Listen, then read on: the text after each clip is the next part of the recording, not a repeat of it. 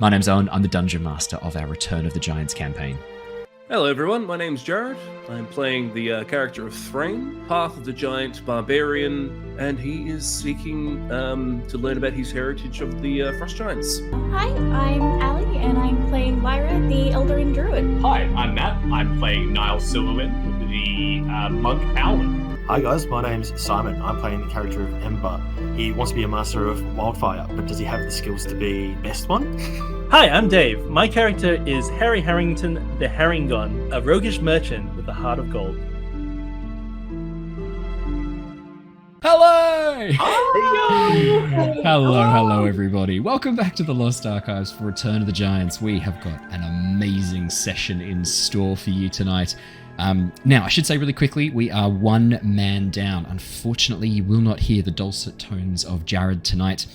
As I said on Monday, a little bit of a family emergency going on at the moment, so Jared is going to be taking a bit of a step back for the moment. Hopefully, we will be seeing him again soon. We're hoping that everything goes really well, and we'll be seeing him again really, really soon. But for the moment, he's going to be out of the picture, just for the time being. We're wishing him lots of good luck and all the best, and hoping that everything resolves really soon. We do have everyone else here tonight. I will be playing as Threign for tonight. We'll keep Threign doing some things in the background. We should have a very, very exciting session in store. So, was there any other announcements? I'm trying to remember. Oh, thank you everybody who came and joined us on Monday for the pirate-themed one-shot over at Corsair's Cove.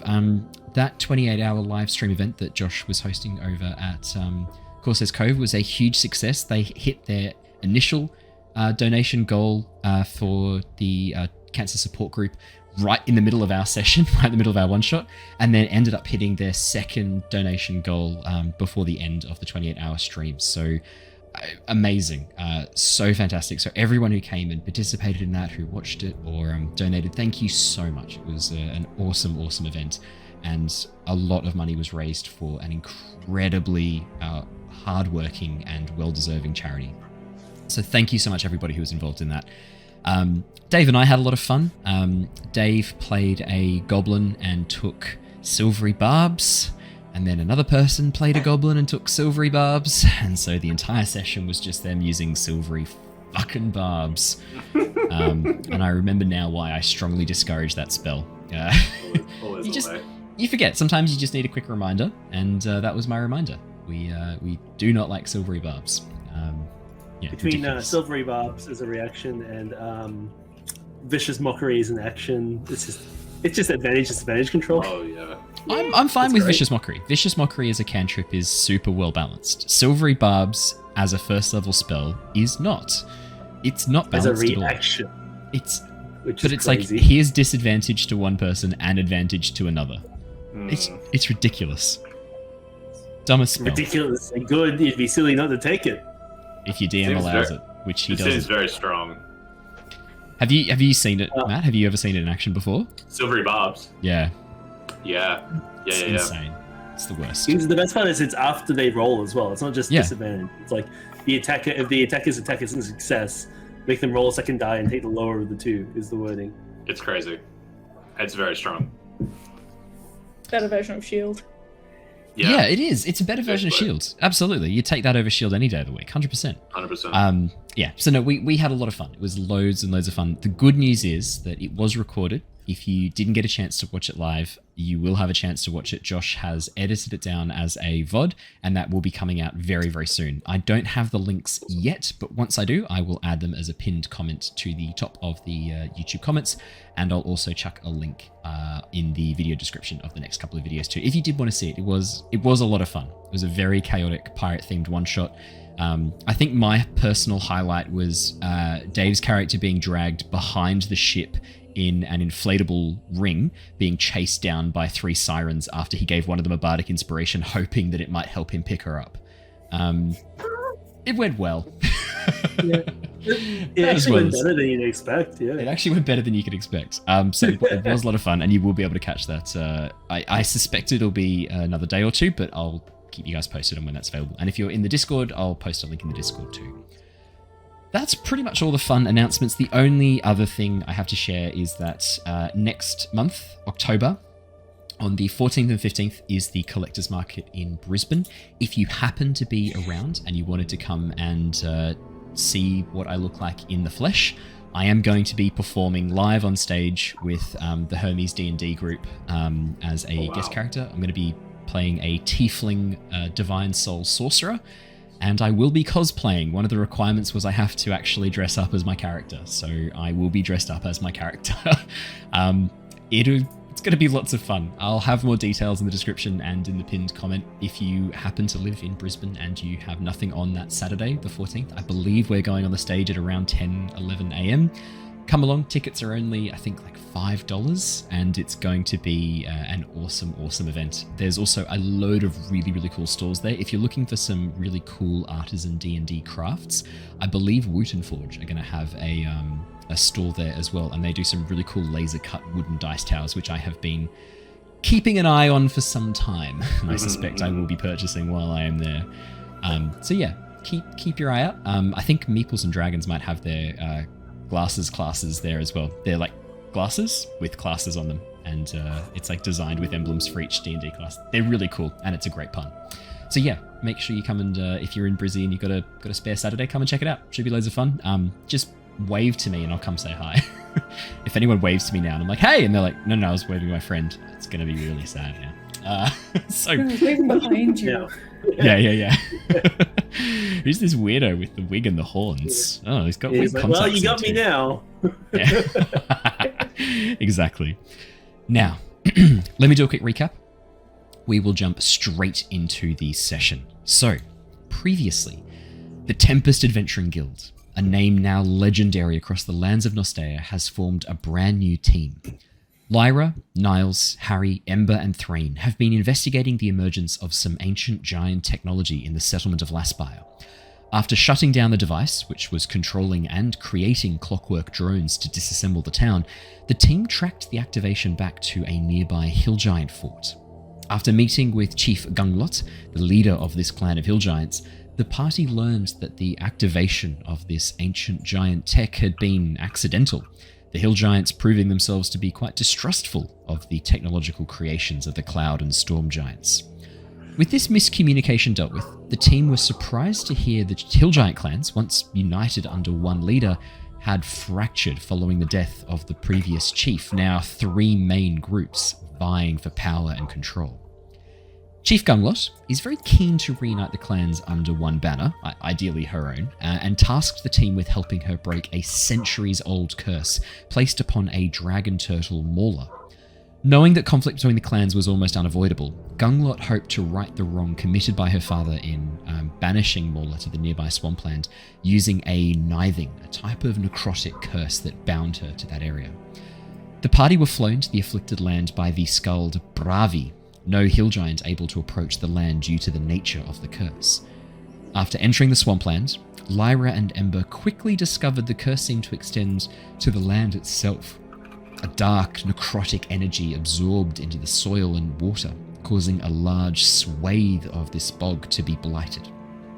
After reaching the center of the blight, the team decided to use Threign's shout, amplified by thaumaturgy, to summon Mauler. What the team had mistaken for a small island in the bog slowly rose up to reveal an enormous dragon turtle. Mauler revealed the nithing took the form of a vast undead monstrosity hidden in the dark swampland, an entity that would soon attack if they stayed. This didn't dissuade the party. Standing firm, the group did not flee as a huge, hulking, rotten form pulled itself free of the bog. The fight proved exceptionally difficult, the Barrowgast able to call forth monsters made of mud to assist in its attacks on the party. Eventually successful, the team destroyed the Barrowgast and freed Mauler and the land from the nithing, the waters clearing and plant life growing rapidly to replace the sludge and decay. Now free again, Mauler promised to assist the hill giants if Gunglot came to speak with her directly, so while the rest of the party travelled back to the fort to summon Gunglot, Ember decided to stay behind and use his magic to help restore the land. This proved an exceptionally wise decision. Ember, over the course of 8 hours, able to turn what was once a blighted swampland into a thriving ecosystem, greatly pleasing Mauler and earning Ember a bit of favour with her. this enormous, powerful dragon turtle. With the rest of the group returning, they had a bit of a break, making camp, enjoying a few drinks, a few bites to eat, before heading to bed. We left off last session as the party had rejoined Gunglot back at the Hill Giant Fort and were rewarded for their efforts, a chest containing many items of value, presented to the party as thanks for their help in securing Mauler as an ally for the Hill Giant clan. As you all made your way out of the Jarl's Longhouse and down the hill fort, stepping out through the gates, as you turn back, you can see a number of hill giants taking to the steps that lead up towards the longhouse, waving to you excitedly, a few lifting up children or little ones to see over the palisade wall that protects the outside of their hill giant fort. A few moments later, you watch as the edges of the land begin to crumble, the fort slowly beginning to rise into the air once more, soil and mud and rock falling away from the sides, revealing the forest underneath, flattened as a result of the fort landing on top of it only 24 hours prior.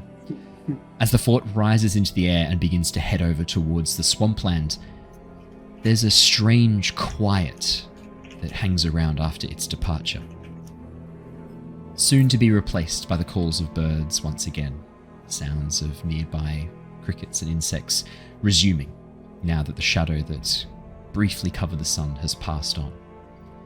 And that is where we left off last session, with all of you making your way back towards the settlement of Laspire. You can see that the settlement has almost been completely rebuilt, but not as it was.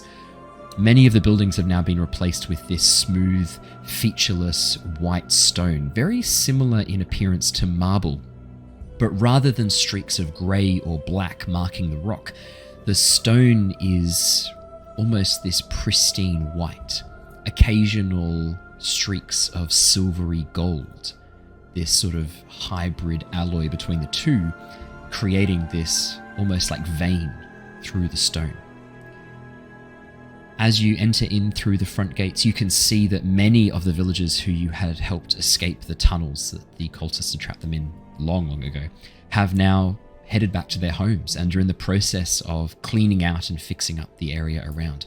While the sphere has repaired the structural damage, all of their possessions are still scattered and broken. And you can see that many people are going through their houses and their neighbors' houses with carts on hand, disposing of broken pottery, china, broken furniture, and marveling at the new state of their homes.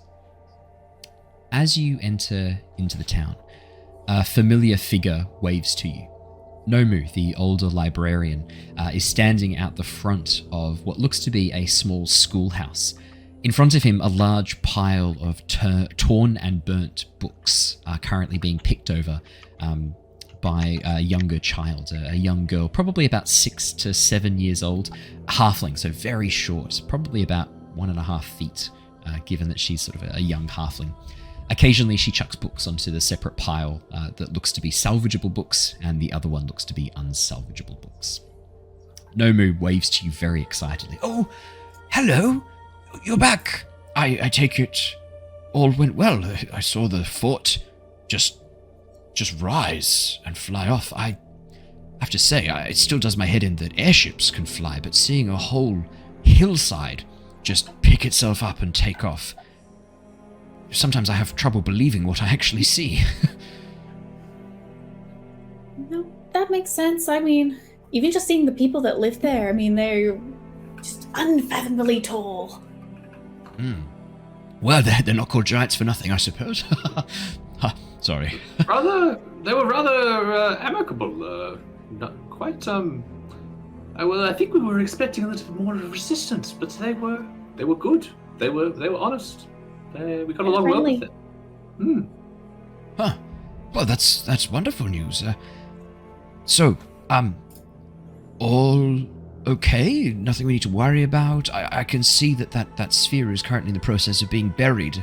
Looks like most of the constructs have finished burying themselves, and the few remaining, like ant-looking ones with the big mandibles appear to be burying the sphere in the center of town. Yeah, so it turns out they never actually intended to activate it. The sphere itself seemed to have activated, I guess, when the rest of the giants and whatnot came back. I mean, they were actually on their way here to see what they could do about it. They were pretty, upset about what happened to the village. They give their condolences. But Oh, great. Well, that's good news. I guess it's all solved.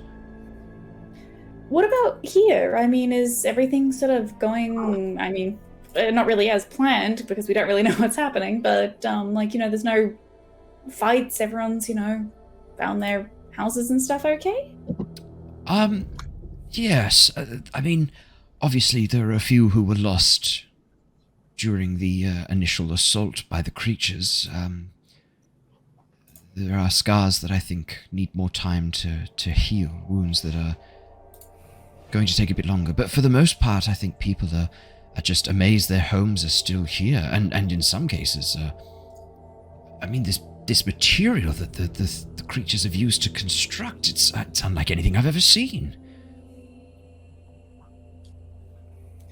What about the I remember when we first were coming back to the village, there was that hunter, and he set off with a party to go try and find the village leader. Have they returned all right? No, we haven't heard back from any of the party went out to go and hunt, unfortunately. No, we've They not went heard north, anything. right? Yes, to the north, that's correct. Up into the forests there. Obviously, when people abandoned the town, initially they scattered for the most part. I mean, our group was by far the largest. The group that you helped rescue from the mines, from the tunnels, that was by far the largest. There's still a number of people missing. I'd say probably 20, 25 that are still unaccounted for. No one from the group of the north that scattered to the north, have anybody returned, or? No, not yet. They did say that they might be a few days depending on how far they needed to travel, so I'm not too worried just yet. Maybe in a few more nights I'll start to become more concerned. Is there anything else that you guys sort of need? I mean, you've got sort of, the shelter accounted for, but you guys all good for food and whatnot? Yes, well, the farms outside, most of the farmland was left untouched, and it doesn't seem like any of those constructs had any interest in organic matter. They were mostly focused on the inorganic, so most of the barrels inside the inn with preserved foods are still okay, from what I hear. My pantry wasn't even touched. Oh, speaking of the inn, the gentleman that was taking care of the elderly folk of the village that ran the tavern, is he in his tavern that you're aware of? Oh, yes, I imagine he would be. Yes, no, there's no reason why he wouldn't be there. Vice should be there. I guess Lyra just sort of looks at the others and is sort of like, we gonna have that second chat with him? Or just sounds like a plan. Give us a shout if you need anything, or if anyone from the village needs anything. While we're here, we're happy to help, and, if something pops up after we've sort of departed, you can absolutely contact the guild, and I'm sure they'll help you out as they can. Yes, of course. No, thank you. I think for the moment it's just going to be time as people rebuild their homes and their lives, and we get back to a semblance of normalcy. Indeed. Well, once you've spoken with Vice, come back. I might have something for you. Something that might interest you. I just need to locate it. I'll talk more about it later. No rush. Absolutely. We'll be back. We won't be long. Brilliant. Enjoy. Say hi to Vice for me. Will do. And I guess as we sort of walk out of earshot, I might sort of turn to the group and be like, so, with Vice, are we gonna sort of confront him about how he actually found the stony artifact, and if anything else went missing during that expedition? That might be wise. I do have my suspicions about Vice. He wasn't super forthcoming when I was speaking to him on the road. Then again, that level of caution, maybe it could be good to speak to him again to maybe get a clearer idea about what his motivations are, so to speak. I mean, someone who looks after the elderly, also stealing. Interesting combination. Makes you wonder if, the two and two are going together. But I guess we'll Threign, soon. hearing this, nods and goes, To be so without honor. Do not like the sound of this vice. I mean, he seems nice enough. It's just, in a little bit of like the too nice kind of way. Like the, kind of puts your teeth on edge kind of too nice. Yeah. It might be good just to pay him a visit anyway. See how he's faring in the new and improved village. And yeah, I guess we head on over.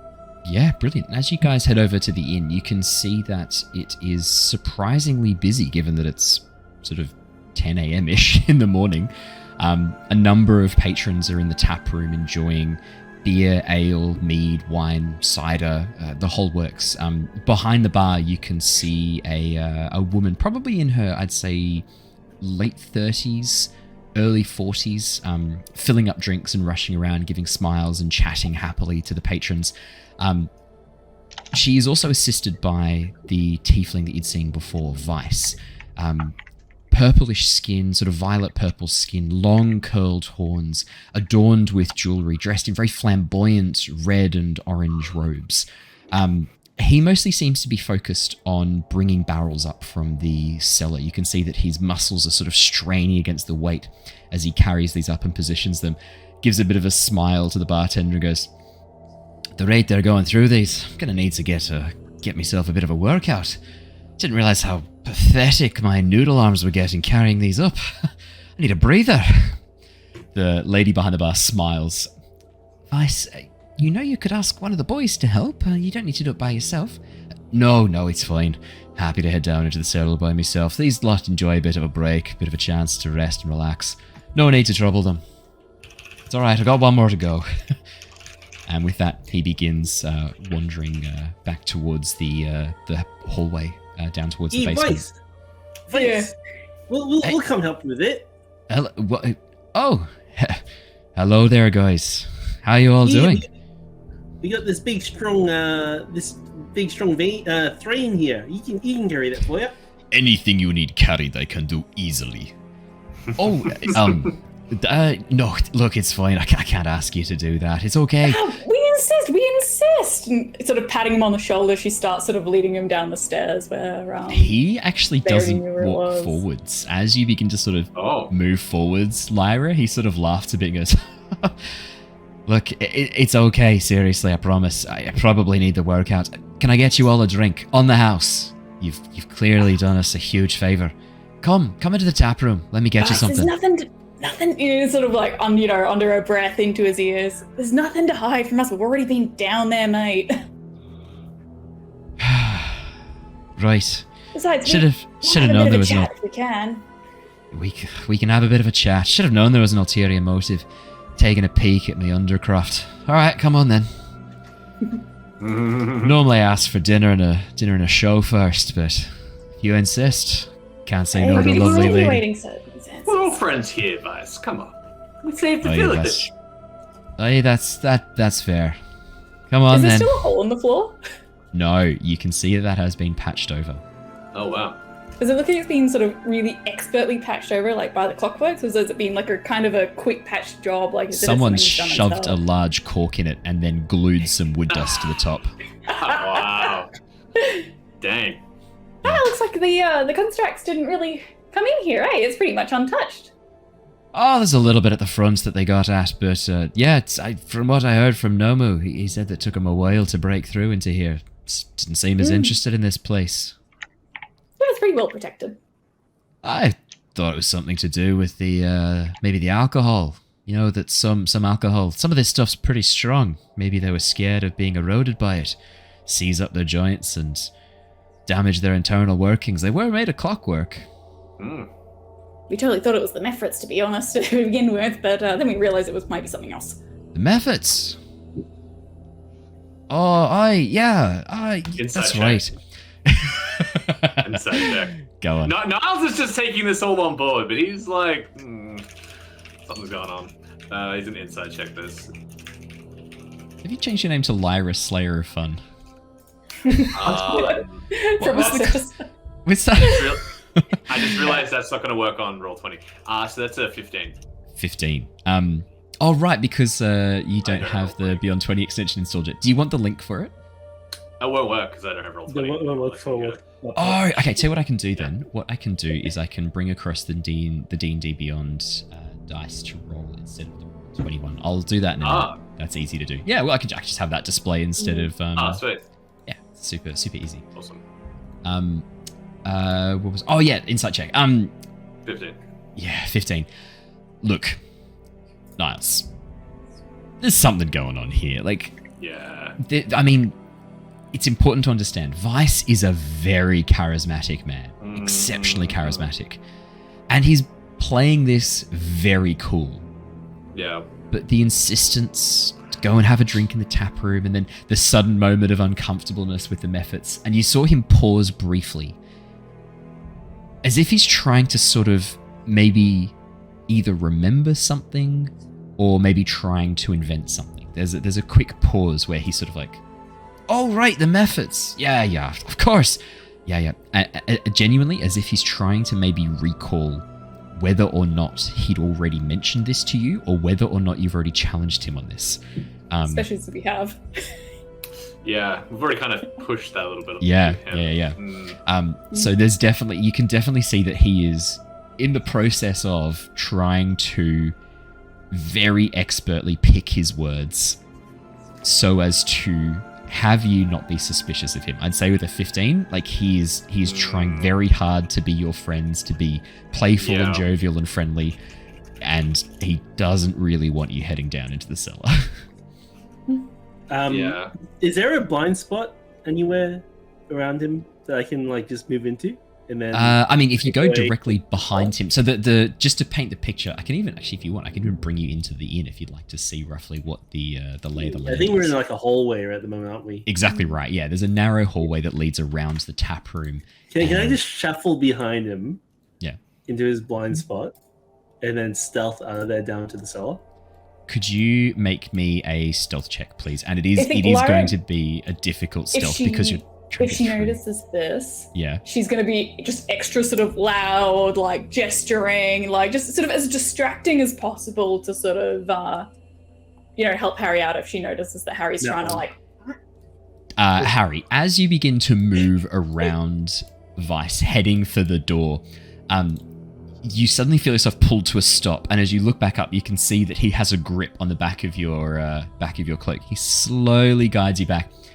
Oh, you probably don't want to be heading down there unescorted, mate. It's pretty dark. There's stuff everywhere. It's a bit dangerous. Probably best if we're heading down there that we all stick together, right? Oh, so yeah, but we'll go down there then? Well, it doesn't sound like you're giving me a choice. Not really, no. Yeah, it doesn't feel like we're giving you a choice either, yeah. All right, come follow me. I'll lead you down. And with that, Vice turns and lets out a bit of a sigh and begins heading down the corridor. Can we watch him very carefully to see if he presses a button, see if he's like doing anything to like, I don't know, signal that if he starts stomping louder to make it sound like we're coming down to give something a heads up. Definitely going to need a perception or investigation check. Can I do one of them as well? Yeah, sure. I'm rolling like crap. 14. 14. 16. He doesn't reach out and press any buttons. As he begins to head down the staircase, you watch as he very gently places one hand on the railing and slides it down the balustrade as he begins walking down the stairs into the darkness. As soon as he steps partly down the stairs, you watch him hold up his hands, click, and summon a little ball of blue flame into his hand that he uses to illuminate as he steps down into the room. As soon as he does, he very quickly holds the flame in front of him, goes, blows on it, and sends out these little shots of blue flame that light the candles around the cellar, illuminating it with a soft blue glow inside. Right then, here's me cellar. Vice. Is it everything you hoped and dreamed? We've kind of already been down into your cellar, but you gotta know why we're here asking questions, right? After we talked to the where the some of the artifacts that were originally from. Oh, I mean, I thought we had already discussed that. It was just one of the items that I acquired from the Historical Society when they came through and did the initial excavation. I didn't think anything of it. Had it on display here because I thought it was pretty. Thought maybe I could get a good price for it. A couple of years or so. Maybe a collector's item. I guess. Can I actually do just a quick insight check on that? Yeah, sure. Yeah. Simon. I was just gonna say, because he does that little fire trick, that really interests my character. Yeah. Do I know what he did? Yeah, I mean, do you want to make me a quick Arcana check? But I'm going to say that it's a very low DC because you would recognize this cantrip most likely. I just want to see how much you recognize and what's different about it. It's a 7. 7. He's using the produce flame cantrip, but there's some aspect of this that's a little bit different. Something that's unfamiliar to you. I mean, the blue color of the flame, that's a little bit unusual, but the way that he's able to kind of send out little shots of flame to light up the room, that's really... you didn't know you could do that with produce flame? Well, I was going to say, seeing him do that, I almost... Because I can't remember if I've actually met this guy. I think we might have been while I missed a couple of sessions. Have I actually... I think you might have spoken... No, I don't think you've spoken to him. I think this is the first time you've actually had a conversation with Vice. Yeah, so if he's done that, I'd almost be interested in lighting my own little fire and seeing if I could do the same thing. Yeah. Do you have produce flame as a cantrip? I think you do, don't you? Yeah, I do. It's one of my cantrips. You hold out your hand and a little ball of flame appears in it. Soft orange and red, hovering probably about maybe 10 centimeters above your skin, just gently rising. No fuel or anything, no smoke coming off the flame. Does the room look any different with the red glow as opposed to the blue, or? No, it looks the same. Do you hold it aloft? Oh, okay. Can Harry walk around the room tapping to feel if there's a hollow in the walls? Yeah. Sure. Yeah, absolutely. Do you want to make me an investigation check, please, Harry? Lyra, inside of 20. Oh yeah, this dude's he's not lying, but he's leaving out a fair chunk of the story. I mean, there's no way it's as simple as, they left it behind and I got it. That's the biggest deflection you've ever heard. He's clearly deflecting. Vice, we literally just got back from talking to the hill giants whose vault it was. You know that, right? What do they have to say about it? Be very interested to know. A lot of interesting things, actually. Yeah? Well, for starters, that it's very unlikely that something of this caliber would have been left behind, so to speak. You didn't go down there by any chance, did you? Go down where? Into the vault that I just mentioned. A vault? Well, I mean, a vault sounds like it'd be full of interesting things. I mean, things that might be worth a bit of money, things that might be potentially interesting to have a bit of a play around with. And I mean, really, if such a thing were unguarded and opened up and no one was keeping an eye on it, then I think the age-old rule of finders keepers comes into play. In a way, sometimes I would absolutely agree with you. It's been abandoned for a very long time, but hundreds of years, right? The thing is, they locked a lot of the stuff down there for a very good reason. Well, it's a shame they didn't put a sign up or something, isn't it? Someone could get hurt if they'd gone down in there. Being buried underground in a vault might, be a little bit of an idea. I don't know. I not any of my business. Well, I mean, if you have any of it still here, then yes, it absolutely is your business. Because it could be kind of devastating. When you say kind of devastating, what do you mean? So far, this thing, the thing you picked up, the worst it's done is give you a cool new accessory in the back of your hand. It does more than that. Just, I guess I'm just going to come out right and ask. do you have anything else that, came from that vault or may have come from that vault or that the Historical Society may have left behind that... they left behind lots of things when they did their excavation. And I obviously, I would not be so foolhardy to step into a place that just take things that were left behind. But if I had somehow stumbled across an item or two, I may still have one or two on site. I think what Lyra is saying is, these things we got lucky, but there may be other items there that may not be so good in inexperienced hands. That may make the sphere look like a little kitten batting around a little ball of yarn around the village. A yarn of ball, that's a good one. A yarn of ball. Let's remember that. Good job, bad job, I love this. So what you're telling me is potentially these things are worth a lot of gold to the right buyer? The gold won't matter if they no longer live. Or if anyone no longer lives. I don't think these things are big enough to cause that kind of damage. And so far I've not had any complaints. You've been using them? No, don't know what you're talking about. There's no way that I would have anything to do with dangerous experimental items that I just stumbled across in a vault. That stuff can be cursed, Well, maybe not cursed, but, I've know lots of stories of adventurers and treasure hunters who go into places that have been sealed for a long time underground and come back up with terrible curses, sometimes with their eyes melted out, sometimes with tails. I don't mind my tail, to be honest. Flicks it around. I was about to say, Yeah, I was have a gonna say. tail. Can I use that insight check I just rolled? That's a natural 20 for 26. Yeah, I will get to that. Simon, what were you going to say? I was going to say, while these guys are chatting and I was seeing Harry walk around the room, can I use my Firbolg magic to detect magic in the room? Oh, shit. Yeah. Yes, you can, obviously. I also rolled I also rolled an 18 for my 18 for investigation. Harry, as you begin moving around the basement area, there's no hidden doors or pockets in the walls. But as you get towards the back left-hand corner of the room, the southwestern corner of the room, you notice that one of the flagstones, you just catch this. This is the DC 18. One of the flagstones looks like it's not as dusty as the others, and in fact you can see what looks like little fingerprints in the dust on either side of it.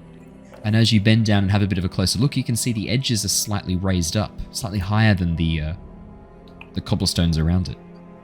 As Ember begins following you and uses Detect Magic, Ember, there's magic emanating from a section near the stone. You can just see this sort of faint glow coming out from the edges. And as you stare at it, you also can see the School of Magic, I believe, as well, can't you? Yes, I can. I understand. What was it? I can see faint aura around any visible creature or object in the area. And any visible object. Okay, I would say then that... Depending on if it's behind certain barriers, but yes, I can see. Yeah. You see a faint aura of this light pinkish purple colour, which indicates conjuration magic. Harry looks at Ember and gives him a little nod. I'm going to go for it, Harry. I'm going to kind of stand in front of... Because Harry's only small and I'm quite large. Yeah. I'm going to go face those guys and stand in front of Harry while I'm assuming that you're going to go. Yeah, Harry presses the button.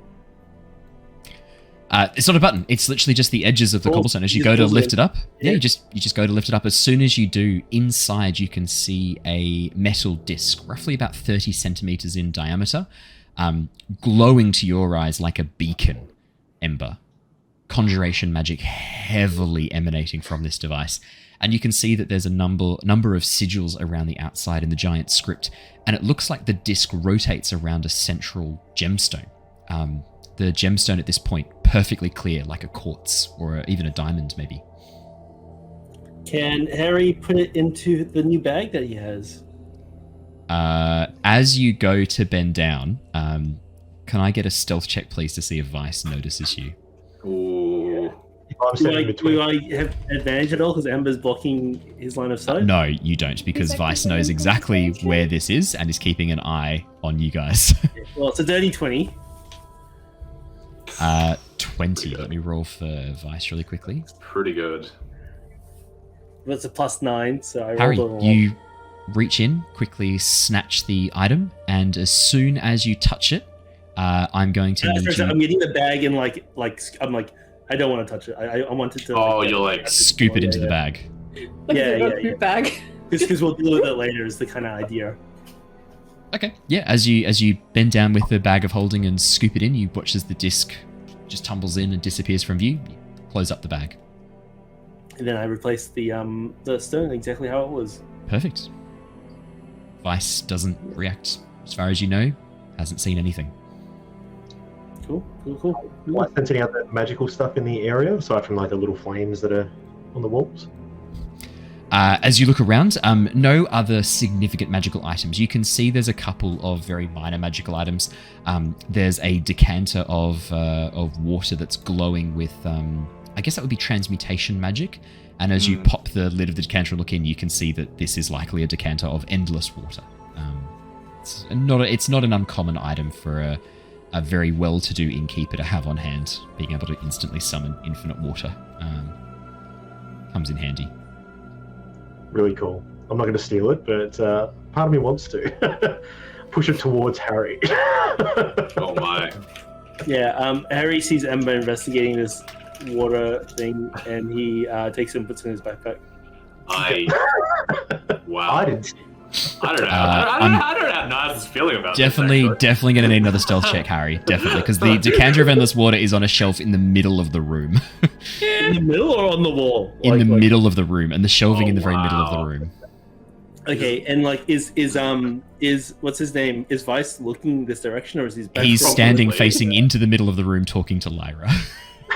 And probably Niles. Okay, if that's the case, then Harry will stand near it, just waiting for an opportunity. If he looks away, if he like starts talking to Lyra and turns and looks at something else, then Harry will swipe it first chance he gets. But Harry's not dumb enough to swipe it as while Vice is standing there staring at him. Yeah. I will let you know now. Vice is keeping a pretty not a pretty close eye on Lyra, but he does seem to be watching. Like, he's definitely trying to keep a close eye. I'll put a token down for you so you can see on the map. See which way he's facing. He's definitely trying to keep a bit of an eye on you and Ember. He hasn't said anything yet, but he's noticed the two of you wandering around the cellar, just doing your own thing. If that's the case, then Harry will then go around like the entire war still, just taking his time, just like how we did in that corner. Just the same amount of time. So, yeah. Okay. Perfect. I see dialogue if you like. 26 for the insight check, Lyra. Yeah, 100% he has at least one item still with him. Definitely. 100%. There's no doubt in your mind he still has at least one of these items. At least one that he knows of still with him. Especially since he, in that conversation previous, he did make it sound like he had more than one, though, like plural left. Yeah, well, I'm going to say, Lyra, you notice his eyes dart towards the southwestern corner of the room as he mentions, if someone were to have one or two of these items on hand, immediately like looks over towards the room, then looks back again. Yeah. I mean, Lyra, you're a pretty good judge of character, and you've met people like Vice before. Vice is definitely lying. He absolutely has collected a number of these items. Absolutely, he went into the vault. Absolutely, he took as much as he could carry and sold it off. He has probably made a very nice, tidy profit on these items. The inn, I mean, pieces of the puzzle are clicking together right now in Lyra's mind. The inn is very fancy for a town this small. Like, the income that he would get is nowhere near enough to pay for the amenities, to pay for the inn itself. Even the alcohol that he serves, a lot of it's very fine elvish wine, dwarven beers that are clearly imported from either the elven spires. I mean, you even saw one of the barrels marked with the Sky City Volus. He would have had to have bought this from the elves from the Sky City Volus. That would have cost him hundreds of gold. This is not just there's no way he's earning enough on tips to cover the costs of this place. There's another stream of income. Yeah. This is why Harry felt comfortable stealing from him. Just putting it out there. Okay. Look, Vice. Okay. Whether you made it into the vault or not, I'm not here to judge or particularly care all that much. I'm not going to report you to anyone or whatever, but I do really need to know what you still have here, and if maybe you perhaps managed to liberate some of the objects from the vault and then found new owners, and then those new owners so happened to give you some sort of reward for finding objects for them. Keep the gold. I really don't care, but we need to know where these items have gone because, see ya. Make me a persuasion check. While you're saying that, Lyra, he nods and goes, well, I mean, kind of sounds like expensive information. If such information were to be acquired, I think there'd probably be a bit of a price attached to that.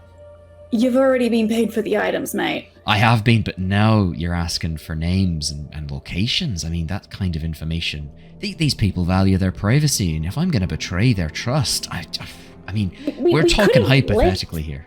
Could have left hypothetically, we could have left the tavern full of the Mephrites, or the mechanical spiders that were trying to take it apart, but we didn't because, that's the right thing to do. How do you know that those Mephrites weren't a special security system I've been working hard to implement? Because they attacked at random and was literally taking apart your tavern? The Mephrites weren't taking apart the tavern, surely. I thought you weren't aware of them anyway. Well, I'm just talking hypothetically, aren't we? Devil's advocate, And if I am a handsome devil, I will be devil's advocate when it takes me. But seriously, you look like you're a reasonable person. I mean, you were taking care of, the ones that were less able to take care of themselves. I mean, okay, maybe you had something in it for yourself, but, a bad person doesn't do that. And look, I mean, Vice, you strike me as a pretty shrewd businessman. I mean, I've had my fair share of dealings with those of your state. You wouldn't want anything to happen to these esteemed clients of yours. What if they play around with these technologies and not realize what they're doing, and all of a sudden one of your best clients just so happens to not be around to give you the situation.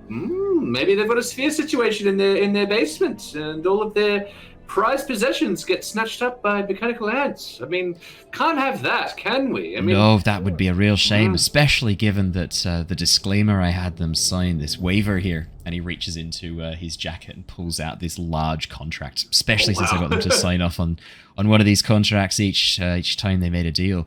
Be a real bugger if they were to come back and be cross with me. Rolls it up, tucks it away. I'm not saying that they would be cross with you. I'm just saying you might lose out on a repeat customer. I might, but the good news is there's always plenty of fish in the sea. And there's always a desperate soul willing to trade something for something else. And I just make sure I've got the something else that they require. That is true, but easy money. You keep your suppliers happy, then you don't have to go out there as much. It's easier on you. You can spend more time, I don't know, fixing holes in the roofs of the things, or fixing floors, or installing method securities. Was that the one? Yes. Perhaps with easier money coming in, you might be able to work on these little pet projects. Alternatively, you could stop wasting my time, give me some gold, and I'll tell you what you want to know. Harry would then, at this point, like to come up behind Vice. Oh, fuck. Okay. Yep.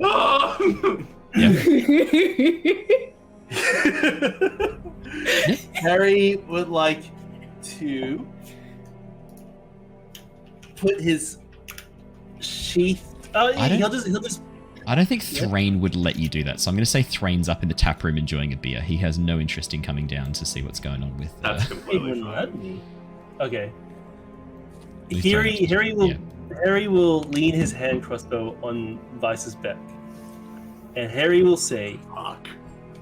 Look, I've been traveling with these guys for a while, and they're good people. They're trying to do their best to save people from a disaster.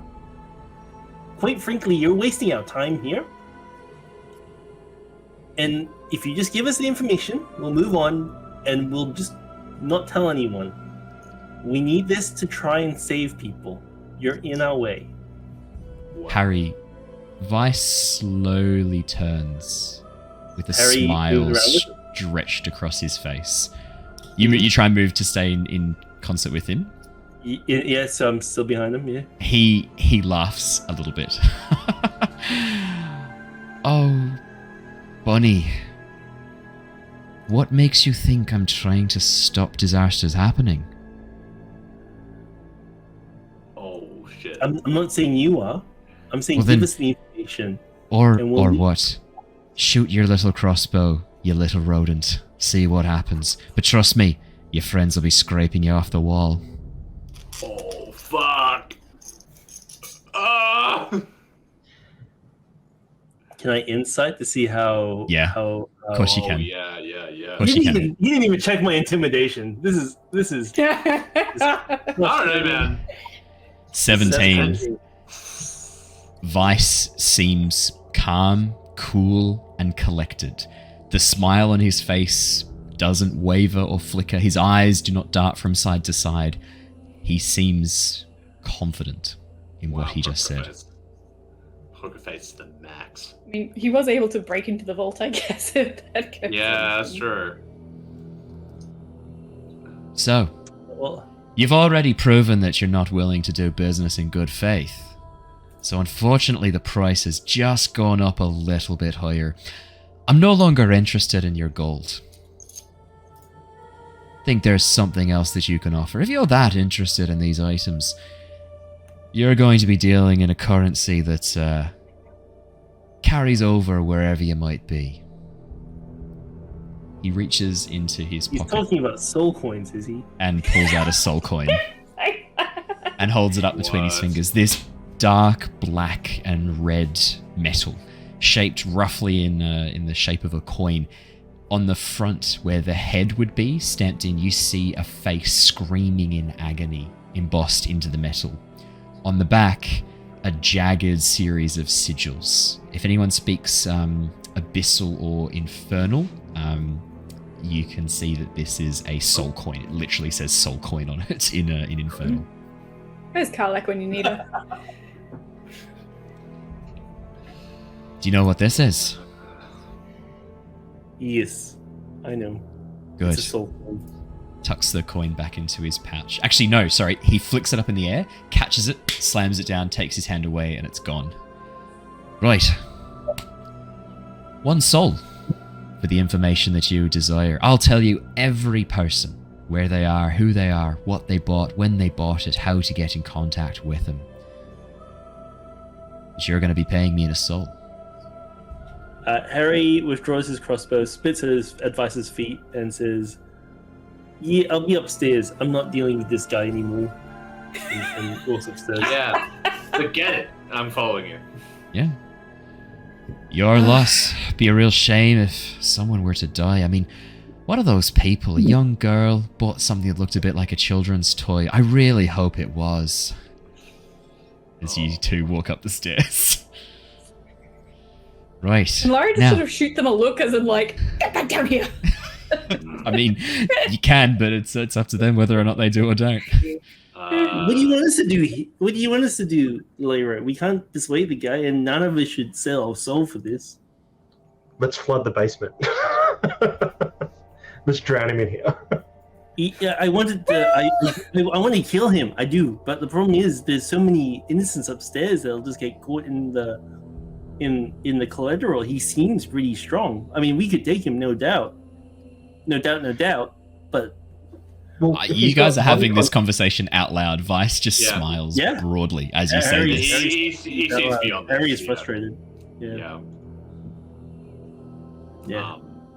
Niles doesn't know what to do. He looks up the stairs, looks down, looks up.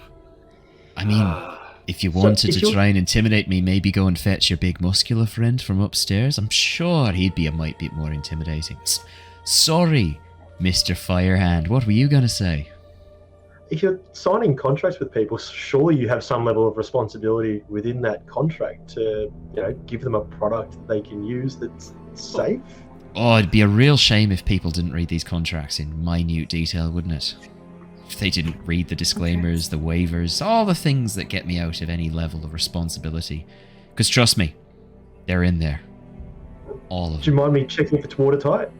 You already had one on you, so... You are more than welcome to read through one of my contracts at your leisure. Of course. I offer the Where do you same keep to it? any who sign a deal. Does this mean he's a demon? Like, does Harry know? Does that mean? Do you wanna make me a? I guess this would be an Arcana or a History check. I think would work well here. I am not good at either of those, so let's just do Arcana. That's a 16.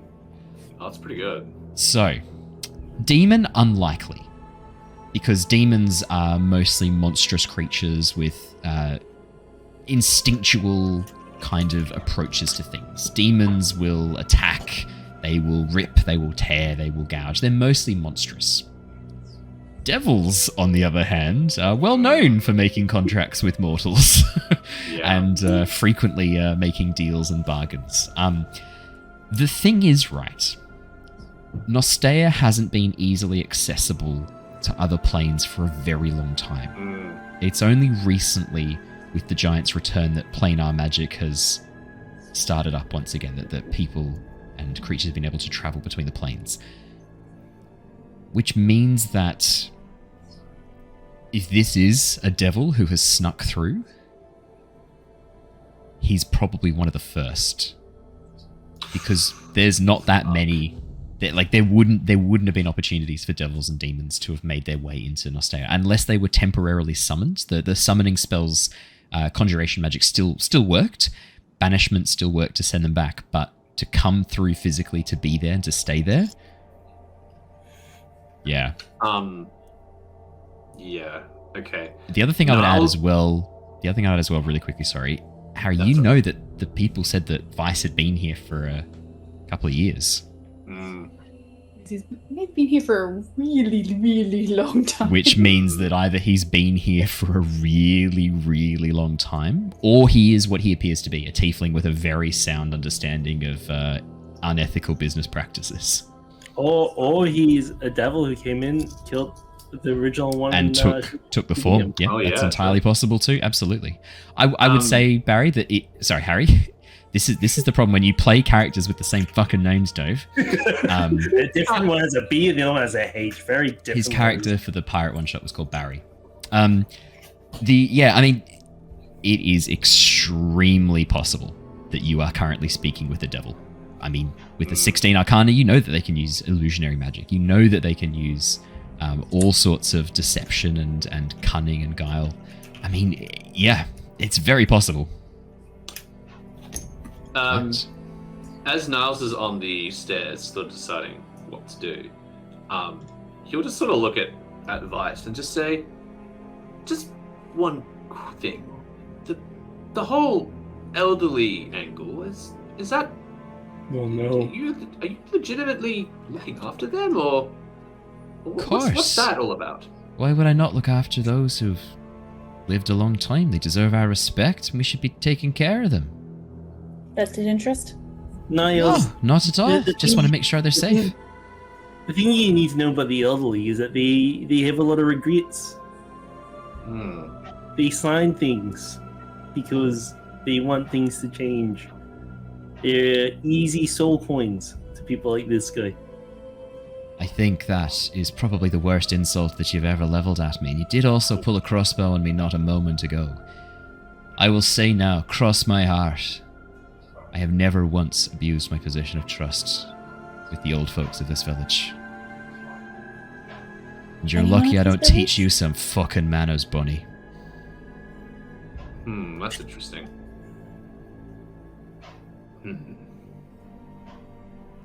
Right. Well, seems like unfortunately negotiations have been rather short. You're welcome to fuck on off upstairs anytime you want. The offer of a free drink still stands, not a spiteful man. Help yourself. When you're serious to talk about business, come back down. Maybe leave the rabbit back in his burrow next time. Yeah, I'm not coming back in here. I don't do deals with devils. Ooh. It's a pretty harsh pretty harsh thing to say. I'm not a devil, just a good businessman. Oh, he said he only deals with devils. I guess Lyra, starts walking back upstairs. Ember, did you want to make me a quick investigation check to look through this contract? Yeah. So, that's not very good. Ember. I mean, to start off with, it's 30 pages long. The writing is cramped and narrow. There are multiple references to addendums, appendices, and previous established rulings that are located at the back. The appendix is not organized numerically or alphabetically, but thematically. This is so impenetrable, this contract. By the end of it, you have a migraine. Your vision is swimming, and it is very hard to know what this thing is saying at all. You just don't know. It could be completely fine. It's just hard to know. So the contract that he showed before, and the one that I'm reading, it's not one that's already been signed? No, this one hasn't been signed. Oh, okay. Yeah, I think Niles just turns around and walks up the stairs. Cool. Everyone completely up the stairs. I leave. I just leave and wait outside for everyone else. Lyra waits for Ember to come back up the stairs, but also collects Threign on her way out. Yeah. Harry watches if Vice follows up the stairs or if he stays in the basement for a while. As you all make your way upstairs, Vice sighs and shakes his head. Harry, I'm going to need one more stealth check from you. Please roll well. I'm a stealthy boy. Sometimes that's only a 14. Ooh, that's not that good. He shakes his head, sighs, sort of nods a little bit, and then begins making his way over towards the back of the room. As he gets halfway there, he pauses for a second, listens, turns around and looks directly up at the shadows where you're currently crouched. Harry smiles, gives you a little wave with his fingers, and then turns and makes his way over towards the southwestern portion of the room. In full view of you, he then gives you a little nod, bends down and slowly lifts up the stone. Fuck. As he gets it about halfway, he pauses, looks down, and you watch as the smile falters and fades. He drops the cobblestone, his head whipping round towards the top of the stairs. He goes, "Oh, you really shouldn't have done that, little rabbit." I'm going to get an initiative roll from everybody, please. Oh, no! I thought this was theater of the mind. Finders keepers rules. Finders keepers. You made some decisions that come with consequences. I don't know if I made any decisions. I think there was a decision made. So all of you at the top of the stairs, I'll move you right to the side. Let me put on some battle music. I still can't see the map, by the way, Owen. I don't know if that's... You sure should have vision? Let me double check. Does he own Ember? How about now, Si? We are gaming. Now I do. Hey. Lyra's close enough to the top of the stairs that she could call out to Threign. Yeah, I would argue that you are close enough to call out to Threign. Yeah, she does so. Threign! Hey! We need your help lifting this barrel down here. Can you give us a hand, mate? No, I'm drinking, he calls back. Oh, come on. More booze. I rolled a 14 on my initiative. Okay. I will add you to the initiative turns. I am on roll 20. I'm just. We could just run, honestly. That's a good point. Do you reckon you can run far enough? I reckon we can run out of the tavern and fight him outside. Catch me outside! How about that? Lyra, what was your initiative turn, Lyra? 9. 9. Oh, I don't like this. Ember? He wouldn't destroy his own pub. 6. I mean... And that way, if we're outside, people can see what he is for what he really is. Unless he accuses me of stealing something. And Threign is an initiative of 7. That is not great. Okay. This is going to be fun. Alrighty, Harry, you are first. Oh man, that's fitting. Here, he doesn't want to be first. Harry is angry. He's very angry. He looks at the others. He says, "Are we running? Or are we gonna stand and fight?"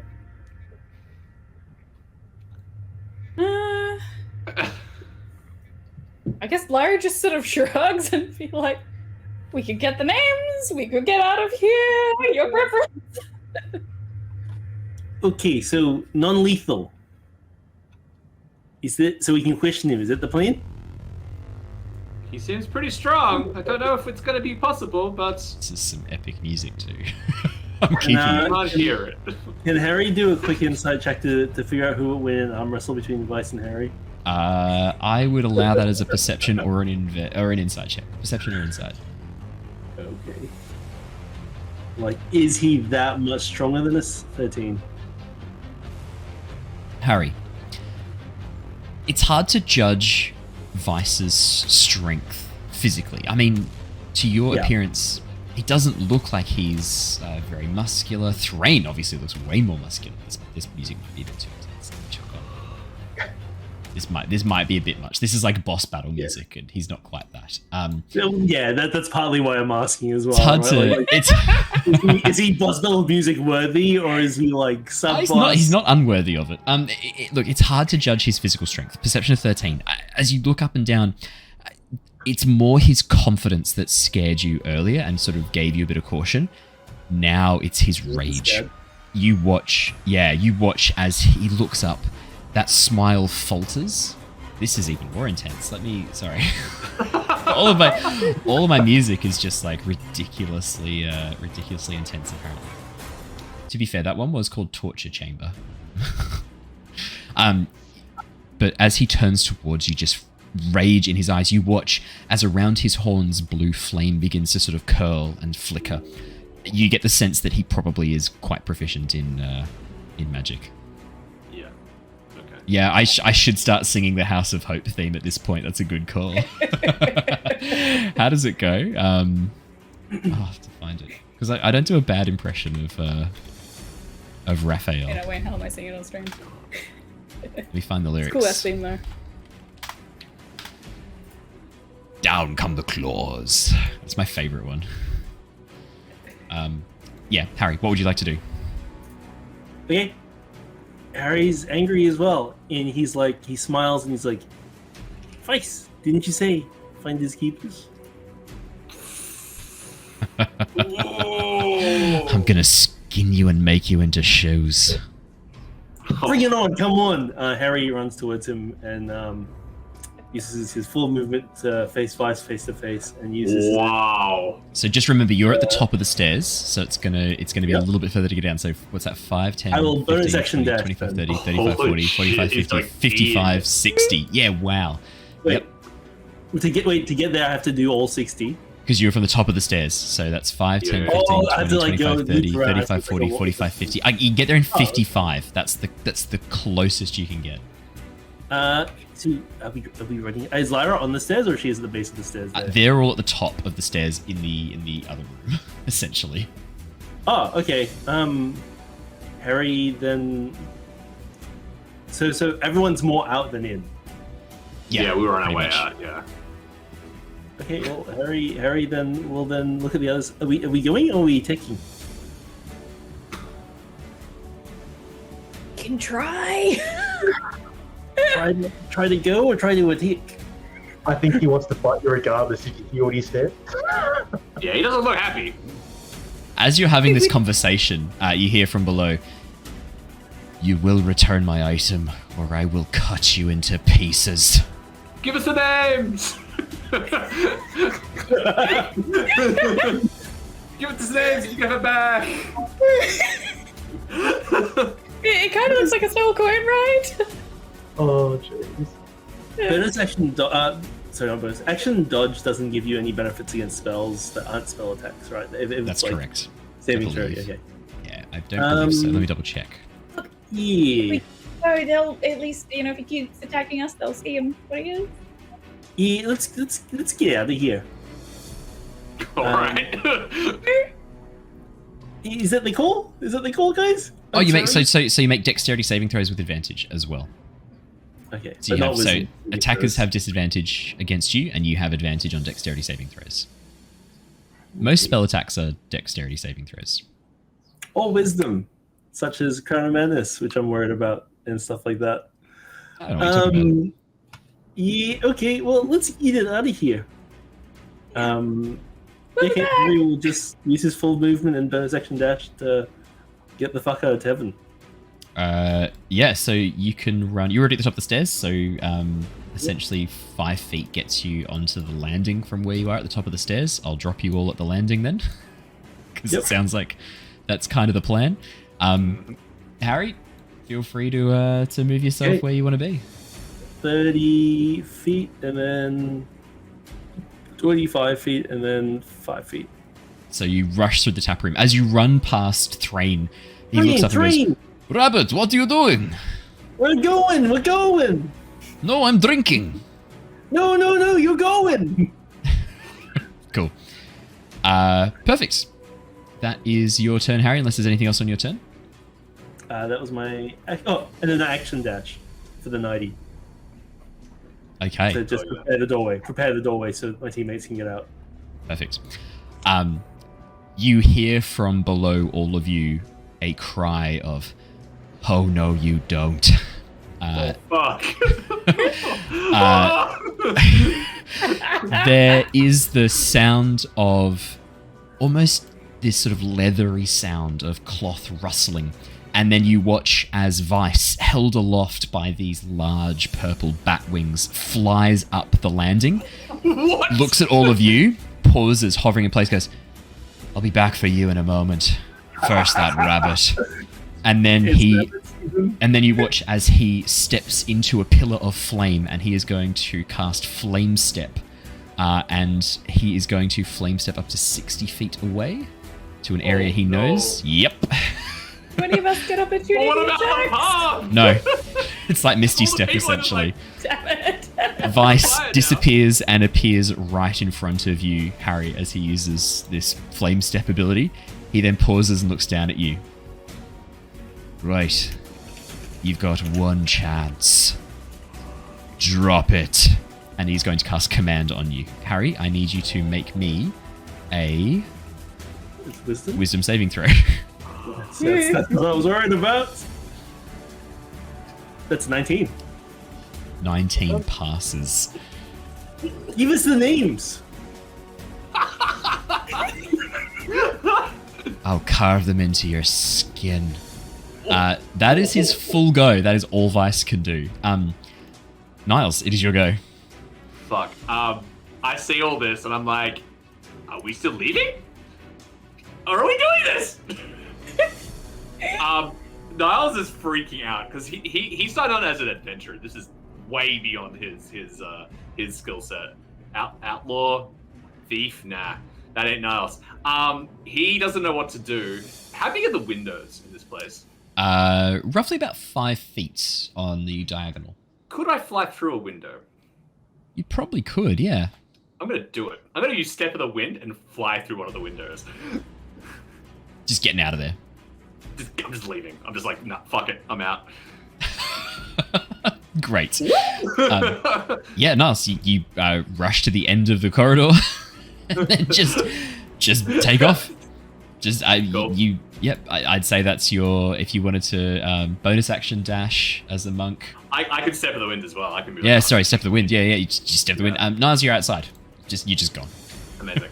I probably I don't want to leave. I want to try and keep eyes on the door because I'm obviously conscious of the fact that Harry is standing at the doorway with a very angry patron standing there, but he is just going to sort of, if there's anything, any object, barrel or any sort of cover, he's just gonna hide and just watch the door and just watch to see what happens. Yeah, I'd say in that case then maybe you burst out one of the windows through the tap room and keep an eye on the front door that way. Yeah, totally. Do that. Perfect. Alrighty. Next up in the initiative order is Lyra.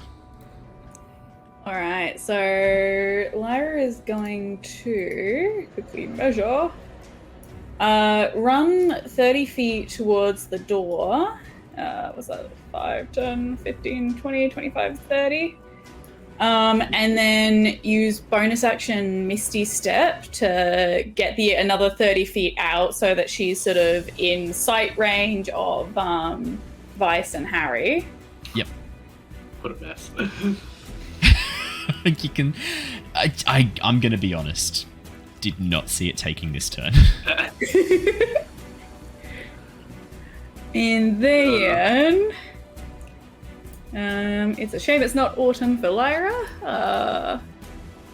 I think she's going to sort of not sure if it's going to turn out into battle or not. She's going to bonus action Shillelagh, and then action Symbiote just to sort of boost herself up a little bit, and Yep.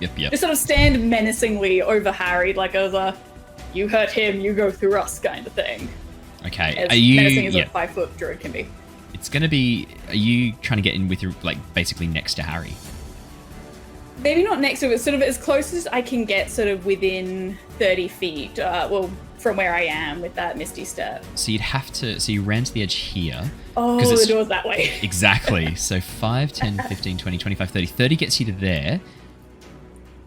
You could probably just get to the doorway here, I guess, and like jump through out of the tap room. If the door's open, it's within open. range that you can see, I think. Yeah, so you can Or she probably could, jump to...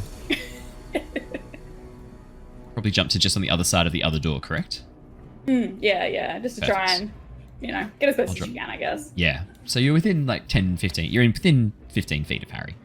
As you jump through and Misty step through the tap room, you watch as people go, "What?" Threign sort of like finishes quaffing his beer, looks up and goes like, "Huh? What is going on?" Fight! Fight! Run! Ah! He Run! slams down a tankard. Wait, run? Both? No, I'm only interested in fight. Oh, okay. Well, take your pick and we'll see how it goes, eh? Threign's turn. He's going to put down his flagon. Thank you, barkeep. Reach in, chuck a few gold on the table. 5, 10, 15, 20, 25, 30. Sort of like look through and go, "What, the barkeep? He is not challenged." Friend. He's not a challenge. Threign calls out, He seems a "Barkeep, bit like a challenge. barkeep, are you strong?" He watches Vice, turns and looks back at Threign. "You know what? You were doing well to not involve yourself. This little rabbit stole from me. He's going to learn the price." What's Watches Threign like pauses and goes, "Did you steal from him, rabbit?" He stole from the giants first. He stole all the other effects from the vault. He disrespected the giants. Maybe this is something we should talk about rather than... Do we need to hurt each other for this? This does not seem like honorable combat. He started it. Yeah, exactly. Threin's like, is this honorable? I will roll a wisdom for Threign. Let's do an insight check for him. I mean, Threign does love to fight. Persuasion to see if he can persuade him to not fight. He does love his giant honors. He does. Honor 13. giants. He sort of like steps forward through the doorway using the last of his movement. "You barkeep." I'll say he would be behind you, Lyra. "You barkeep. You have items from giants? You should return them to giants. I will take care of them I will take them into my charge." You watch as Vice just sighs. "You're not just getting them for free, you big oaf. You can pay for them like everyone else should." "Oh, I do not think I will pay. I think I will take." And Threign is then going to use his action to dash 5, 10, 15, 20 right up next to you, Harry. Threign is going to use his bonus action to rage. Oh, okay. it's on, boys and girls. Because he would. You know that when Threin's decided he's going to do this, he's going to do it. When Threign rages, you watch as he slowly grows in size until his head is pressed against the roof of the tavern. "You still want to go, little barkeep?" That is Threin's full go. Ember, it is your go. You've just been left behind, God. Ember. Yeah, I was going to say, I haven't seen any of this happen, so I will use my movement to go, 5, 10, which way do they go? Do they go up or north or Down south? the south through the doorway. Oh, yeah. So that gets me to what, about there? Yep. And I still can't quite see. Oh, yep. Everyone is... Down in the corridor. down in the corridor even further. Yeah. Oh, God. So I'm going to have to dash as well. So that gets me to what, about just inside the doorway, next to Lyra, roughly? Yep. Seeing all this happen, I mean, not much else I can do. Is Harry, was he being held when I walk into the room? Or is he No. He's sort of like standing before Vice, who is standing above him. The wings that he'd manifested before, you watch as they slowly fold back in and disappear into his clothing. Cool. All right. Well, seeing as a fight's about to take place, I will summon Flicker, I suppose, like just getting ready in case need to start fighting. So no one's actually... I can't see that any punches have been thrown yet, can I? No, it doesn't look like anything's... There's no punches have been thrown yet. Awesome. All right. Well, I will just summon Flicker, probably just like 5-10 feet away in the hallway, so that way no one else gets hit by him being summoned. That makes sense. We need to take this outside, guys. Otherwise, people in here might... Yeah. I'm just thinking the wildfire druid in a bar.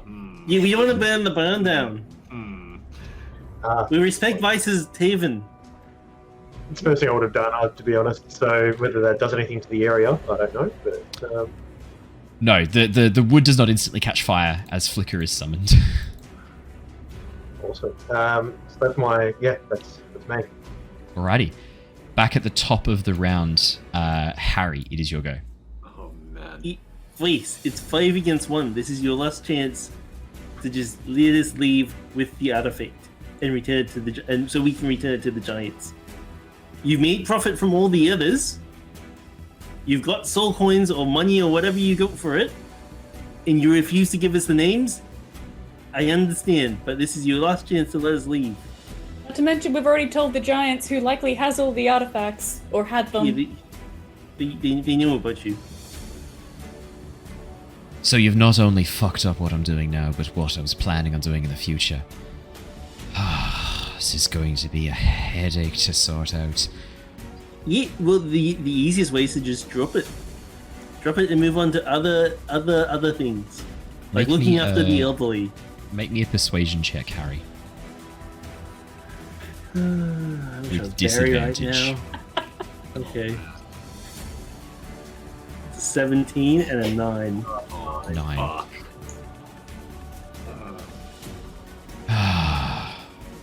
Why did you have to take it?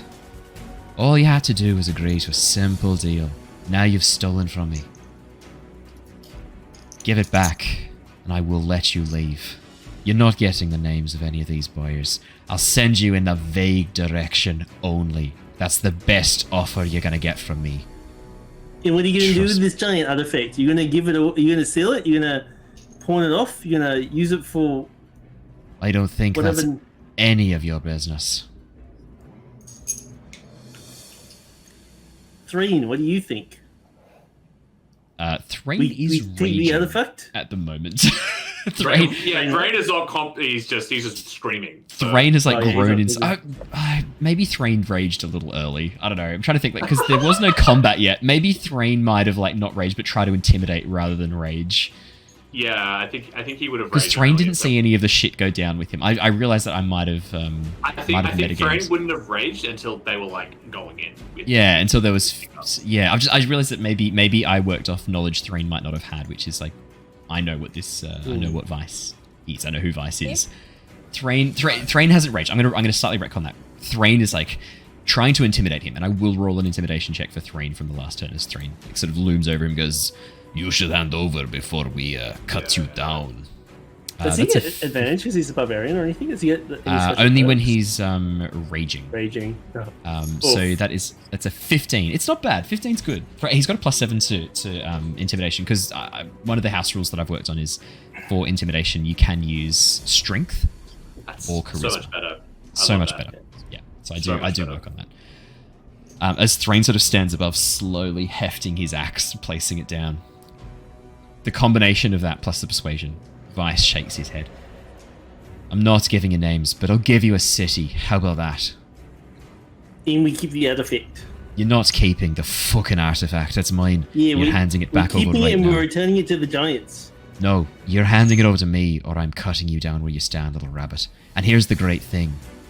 All I have to do is shout out that you're attacking me and stealing from me, which you are, and the whole town is going to be on my side.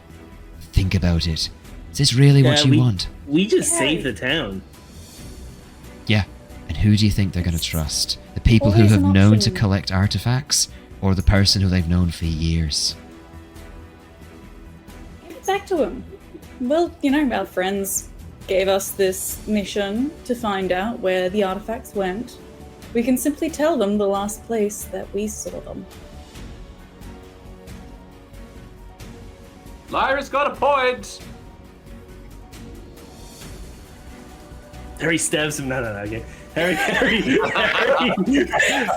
Harry fucking hates this because he felt like he was doing the right thing, stealing from the bad and trying to give back to the owners. Yeah. But he looks at the others. Others feel that this is the way to go. Harry pouts, stomps his foot, relinquishes the relic, and just leaves the damn tavern. So you're reaching into your bag and touching it. No. I'm just gonna dump on the floor. Oh, That's damn it, that's not how a bag of holding works. Okay, I fucking reach in. I take it. I take You have to it. pull it out. You have to pull it out. You have to, Harry. You have to visualize it and you have to touch it. You have to visualize it. You have to grab it. To I have remove brain it from the bag damage of holding. anyway. It's fine. Harry, I Harry need you visualizes the to. artifact and pulls it out. Harry, I need you to roll me a wisdom saving throw, please. I did well last time. What are the chances I do well twice in a row? Very low. Very low. That's a 4. Oh, God. Harry, as soon as you touch the artifact inside the bag, there's this burning sensation, and you quickly pull your hand out. As you look down at the skin of your paw, a strange sigil has been branded onto your skin. The area around it blistered and red and sore. As you reach in again to pull it out, this time it comes out. There's no heat, there's no pain. Vice reaches forward and picks it up. Right. Head to Oxenfurt. You'll find what you're looking for there. With that, get the fuck out of my tavern. If you show your faces here again... yeah, Niles is out. If you show your face here again, trust me, you are going to regret it. So much for finders keepers, and Harry leaves. He's not Thank baited you, by that. guys. Thank you. Threign sort of like pauses as he like stands next to Vice and looks at the device, looks at Vice, looks at the artifact, goes, "Oh, I really don't feel good about leaving this with you. Too fucking bad." Threign grumbles and walks out the door for now. As Lyra passes him, like, as she's on the other side of the doorway, she'll sort of give a bit of a wave and just be like, don't be surprised if the original owners come calling at some point. And then skedaddles. Don't say we didn't want you. Just shakes his head, gives you guys a bit of a look, tucks the disc into his coat pocket, slams the door shut. You are out of initiative. That went well.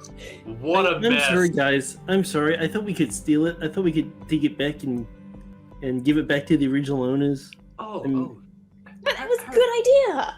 Harry, you If haven't we'd been a little bit faster, we would have gotten away with it too. What was that, Si? No, I was going to say, I immediately disguised myself and sneak back in. Threign, who's kind of standing there, like, rubs his temples and goes, "How much did he want for artifact?" Soul coin. So good. Could we, like, negotiate down to, like, gold? You see, we did, that was on the table, but things escalated rather quickly. The negotiations went south rather fast. Mainly because, our young friend Harry here decided to take things into his own hands. Quite Shouldn't literally. he to be paying gold for something that he stole in the first place? That is a good point.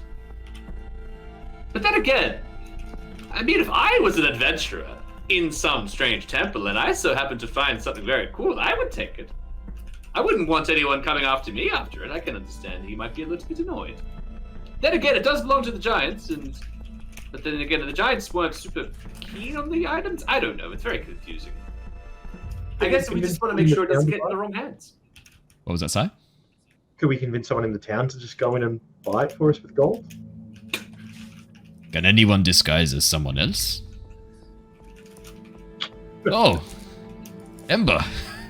I mean, right, Firbolgs. I would probably, considering all of that just happening, I would maybe give it a couple of days. It probably would look a bit weird if someone just came back into the inn being like, hello, I am a stranger. I am after that artifact you have. Yes, I think that's... What if we ask not stranger? What if no more try to buy? Almost a known friend of ours. Vice might just connect the two and two. He seems like a pretty clever guy. Also, are we talking just in the front of the doorway? I think I've assumed you've walked a little bit further. We're talking and walking, yeah. I guess we're walking back to Nomu because he told us to come back. Yeah. I've sent Mira a message. I mean, he knows we're from the guild, but maybe Mira might know someone that's not of the guild. I mean, it would probably be fishy anyway. You can respond to message, can't you? Yeah. Is it message or sending? How far can you message? Sending stones. Oh, the sending stones. Yeah. You immediately hear a response. Well, you won't have to wait too long. We are almost at your location. Ooh. That's good. Ooh. Meet you by the gate? You hear back, yes, sounds good. See you soon. I guess Lyra rounds everyone up and be like, hey Niles, good news! Oh, yes. The guild's coming! And then to the others, hey guys, you get to meet the guild! You finally get to meet the guild! Oh, so exciting! This guild, strong fighters. Friends. Yes. Many. Very many. We're meeting them by the gate. Okay, I will come. Alrighty. As you guys begin making your way towards the gate, probably Niles, with his exceptional perception, picks this up first. An airship, flying high above the clouds above, slowly begins to lower down, breaking through the overcast sky above. And as it gets closer, you can see the large hull. More of a schooner than a brig, quite a large airship. Massive twin-bladed engines at the back, side sails on each side to help catch the wind and steer. And as it begins lowering down lower and lower, closer to the ground, you can see there are a number of people on the deck of the ship. As the airship pulls up just outside the town gates, hovering above an empty field, you can see along the sides the nameplate. An air of decency. On board, leaning over the side, is a familiar figure to some of you. Red and silver scales, mixed together forming this chimeric appearance, is Mira.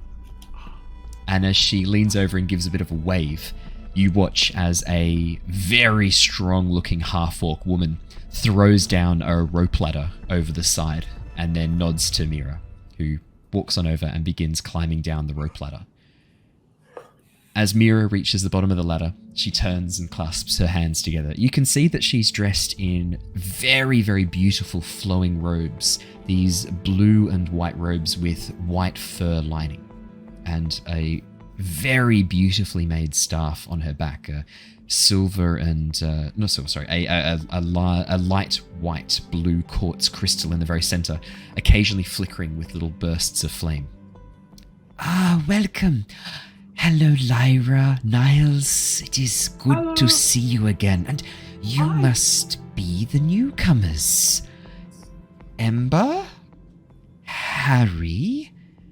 And I'm sorry, I don't think I've been messaged about your name yet. Threign. Threign. 'Tis lovely to make your acquaintance, Threign. And she reaches into her sleeves and pulls out 3 business cards, which she hands one to each of you. Ember, Harry, and Threign. As you look at the business cards, you can see it has the sigil of the Tempest Guild, the shield split by lightning, and with gold embossed text says the Tempest Guild, explorers, adventurers, heroes. Harry hands back a business card for Harry Harrington, the Harengon Merchant Co. Oh, very nice business cards. Yeah, thank you. Looking forward to working with you. Yes, well, Lyra and Niles obviously will need to vouch for you, but if they are happy to travel with you and count you amongst their friends, I am more than happy to provide you with badges and welcome you into our fold. Now, before we go any further, Lyra, you mentioned something about a person trading in soul coins and artifacts? Yeah, so the proprietor of the tavern, just over that way, seems to be a devil that is working in contracts and soul coins, and he has giant artifacts. Maybe one, probably more. Sold many. Does currently want to kill us, but we did walk out of there alive. But we did have to give him back the artifact. But we're thinking, we should probably get that artifact back, but we should also get his list of contacts of who he sold the giant artifacts to, in case they're more like sphere-like. Oh yeah, we rebuilt the town. Ember has a contract if you'd like to look over it. It's very big. You might like that, though. Ember, you probably wouldn't have been allowed to bring it with you if you weren't signing it. I thought you had sorry. it. Sorry. Okay. Vice definitely would have not have let you just walk out with one of his contracts. Fair enough, okay. Well, that all sounds very interesting. I will maybe go and speak with this potential devil. He might not be too open to conversation, but you can absolutely try. I can be very persuasive. He's very charismatic, so be careful believing what he says, because he's a snake. He's a snake. No, he's a devil. He's not a snake. Snakes are nice. Snakes are nice. I will speak with this possible devil. You may as well head on up to the ship. Cabins below, we have allocated rooms for you, and introduce yourselves to the crew. Oh my. Maybe we wait by the tavern, just in case? She pats you on the shoulder, Lyra. That's very nice. I think I can handle this, but if you want to come, you can. Well, we need to speak to the Mr. Mr. Library anyway on the way before leaving. So yeah, we'll be in this house. Great. We can meet back outside the library then. I do love a good library and bookstore. How long do you think you'll be? And if you don't come back out, should we go in after 10 minutes. Maybe if he wants to kill you, maybe not. But send a message if you are in trouble, or I am in trouble. Okay. Well, I will see you soon. And with that, Mira strides into the town, not really looking too concerned. You watch as she enters the tavern and disappears from view. I look around. I'm like, but the air of decency's right there. I've been wanting to go on this ship for so long. You're telling me we have to go to the library? Fine, let's go. The quicker we go, the quicker we can come back. I want to take up the ship too. Oh yes. It's cool ship. To meet all the crew. Oh, I've heard so much about them. Oh. I've died on it once. It was 10 out of 10. Would do again. Oh yes. I did hear about that. That's rather grisly. But I got better. But you're back. You're back now, so that's all that matters. Excellent. Exactly. To the library. Yeah. You power through the town, head on over to Nomu's small bookstore and library. It looks like his younger assistant has finished sorting out the books, and he is in the process of restacking a number of the shelves. As you step inside the library, you can see that it was actually pretty badly affected. In fact, most of the inside has been converted into this white marble-like stone, including the bookshelves, which are now recessed into the walls themselves. As he's sort of stacking books, occasionally he'll sort of like place a hand on the stone and sort of shake his head in a bit of amazement and continue stacking the books. He doesn't hear the bell ring, and it takes a few before he goes, Yomu! Oh, hello. How'd you go? We shouldn't go back to the tavern anytime soon. Yeah. Oh, what happened? Let's just say that Vice is a devil that deals in soul contracts. Devil that deals in soul contracts. Let's just say that. I'm not. Are you sure? Yes. Are you really sure? I mean, he held out a soul contract and then said, "These are the people that have signed these contracts to get my magical items that I stole from the giant vault." And then he held out a soul coin and is like, "This is the soul coin that I wished for in payment." So I'm pretty sure. Yeah. Well, I mean, doesn't look good. I would just be very concerned that not everyone at the town just blindly follow him. He's out with charismatic appearance, seems to hide a much more sinister internal working. He had flame wings at one point. You did, yes. Oh no, I've seen that before. He did it for a festival not too long ago. His horns, there was like blue flames on them. Yes, he's very good with fire magic. You sure he wasn't doing a bit? Yeah. He wanted to turn Harry into a pair of shoes. It was very scary. Oh. Well, that's no good. I might go speak with Vice about this. I don't think that would be wise. I'll try it now. I just find it so surprising. He's been a member of this town and a lovely man. He does a lot of hard work behind the scenes to keep people running. I mean, he for a whole month when the Abernathy's were low on food, he provided them with food and drink free of charge. Yeah, probably for a soul coin, maybe. Or possibly, I mean, where do you think he gets his funding from? I mean, this is a pretty small town, and that's a pretty lavish tavern, and Oh, he was a merchant for a number of years, trading in rare artifacts. Occasionally he still has things come through. He acts as a bit of a broker. Yeah, anyway, don't worry about it, Nobu. What did you want to show us? You wanted to show us something? I'm just a bit confused because I've made deals with Vice. Have I lost my soul? No, as long as you don't sign a contract saying that you put your soul up for it. I mean, I'm sure he probably likes money as well, but... 30-page document about yay thick, I've signed about 6 of those. Oh. Did you read them? Well, I tried to, but they're pretty dense. So you didn't read them completely. Well, the first time I had a good old flick through the first time, and it seemed pretty innocuous. Seemed like a pretty intense waiver to remove any responsibility, the harm I could do to myself after acquiring these spell scrolls from him. And what did you have to pay him? Some gold and a favour. Did he specify what the favour was? No, he hasn't cashed it in yet. Oh, no, sorry, that's not true. He has cashed in 2 of them. One of them was a book that I managed to get my hands on that he thought would be worth quite a bit of money, and I was happy to give it away. It's it's not a banned book, but it's not very popular in Nostea. In Oshia, it criticises the Oshian form of government quite heavily. Sorry, I'm getting away from myself.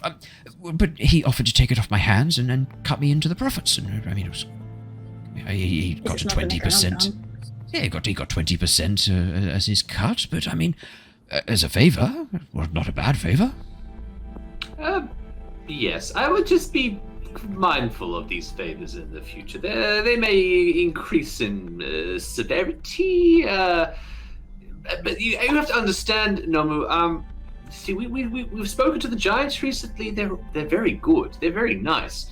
But they were very concerned about those artifacts, and so you can understand that someone, a proprietor of a tavern, perhaps selling these items on the black market or in the open market. I don't know how discreet he is, that might be a bit of a problem because the giants, they don't want that getting out, they don't want to cause damage, they don't want to cause a city to get destroyed and rebuilt. This seems like a best case scenario because they're kind of on our side, but these artifacts don't just belong to the hill giants, they belong to all the giant races, and they may not be as forgiving.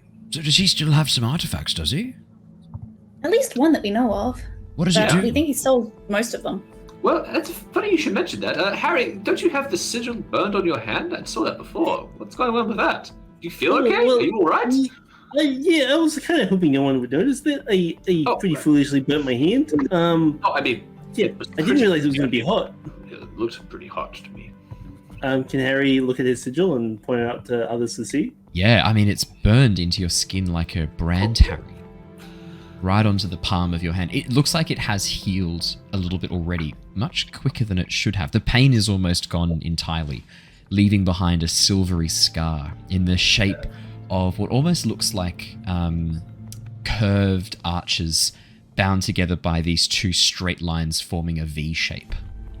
I look at Ember and Threign, and I just kind of like go, does that ring any bells? Jog any giant memories, thoughts of anything coming to mind? Ember. Yeah. Oh, inspect it. Yeah. Do you want to make me a? I guess this would be an investigation check. If Threign is helping, can you do like an advantage? You can have advantage. Threign will help. You can have advantage. Yeah. If only I'd rolled that for the stealth. Oh! So that's a natural 1, but balanced out by a 17. That's very good. Yeah, the symbol's not entirely familiar. It kind of looks like a combination of 2 or 3 symbols to you, Ember. And as you look closely at it, it looks like it's combining the symbol for maybe bog or swamp with the symbol for thicket or bush. Swamp bush. Interesting. I explained that to everyone else, but to me, I don't think that would make any sense. I don't know what to take from it. I have a much more embarrassing tattoo on my... Well, you don't have to know about that, but it's not as bad as it could have been. Does it say Cynthia? How's Cynthia going? Hey, no, hey. Cynthia's like a daughter to me, you weirdo. That symbol couldn't say Barrowgast by any chance, could it? Barrowgast? It's a weird word. No, it doesn't look, to Ember's eyes, it doesn't look similar to what Barrowgast would be. Barrowgast would be, if he was to kind of like have a guess, if Ember was to try and have a bit of a guess at what the symbol would be, it'd definitely have the word curse or kniving, the giant rune for kniving. Because it's a curse. There'd probably be some necrotic or necromancy style rune, and then it'd probably have to then also have decay as well. As you think through the way Barrowgast would be formed in the giant script, Ember, it'd be very different to this. This is unusual, to say the least. Yeah, I mean, why couldn't I just say Sunny Meadow or something fun like that? Who knows? Happy fun times. I mean, Harry's a bit worried, but he's not sure. You find the giant runes for them, I'm sure you could go visit. We'll go visit the tattoo artist in town. They're also the hairdresser and the surgeon. Oh, okay. Well, I was kind of just hoping it would just go away, but it's not a bad idea. Oh, I don't think they can tattoo on scar tissue. I was meaning if you did want Sunshine Meadows tattooed on your body. Sorry, I think I misunderstood what you were asking. Yeah, no, that's not a bad idea. How do tattoos work with your fur? As he looks you up and down, Harry. Yeah, it needs to be on my paws, or like parts of me that don't have fur. Fair enough. Could you just paint it on, maybe? Yeah, or dye your fur, maybe. Yeah, I could just shave a pitch and instead of the tattoo V. Niles looks at these feathers and he's like, you don't want to see that. I'd rather not take any feathers off this body. So, what did you want to say, Mr. Newman? Oh, yes, sorry. I found some scrolls I thought you might be interested in while I was tidying up. I understand that some of you were particularly interested in magic. Well, yes. Isn't everyone always? Well, are any of you gifted in the art of spellcraft or casting? I seem to recall some of you were pretty good with magic. We had a wizard. Oh, yes, where is Tetra? As he looks around. It was also Crassus is a Tetra. Oh, yes, the elf with the book, the studious one. They had a prior engagement in Oxenford that they had to deal with. Fair enough. Well, I guess you two then. Well, it works out well. I have 2 scrolls here. You can have 1 each. How does that sound? Sounds good. Thank Perfect. you. Can I get each of you to roll me a d8, please? Would a warlock have any use for a scroll? Probably not, right? Oh, maybe. Any spellcaster can cast spells That's from true. scrolls. Yeah. You are a warlock now. Go on. I tell you what. As he says this, he goes, "Oh, actually," reaches down. I think I have 1 more. Could you roll me a d8 as well, please, Harry? Okay. Harry hasn't actually cast a spell yet this campaign. That's true. Alrighty. Lyra, that is a. Oh, let's do Ember first. Ember, that is a 1.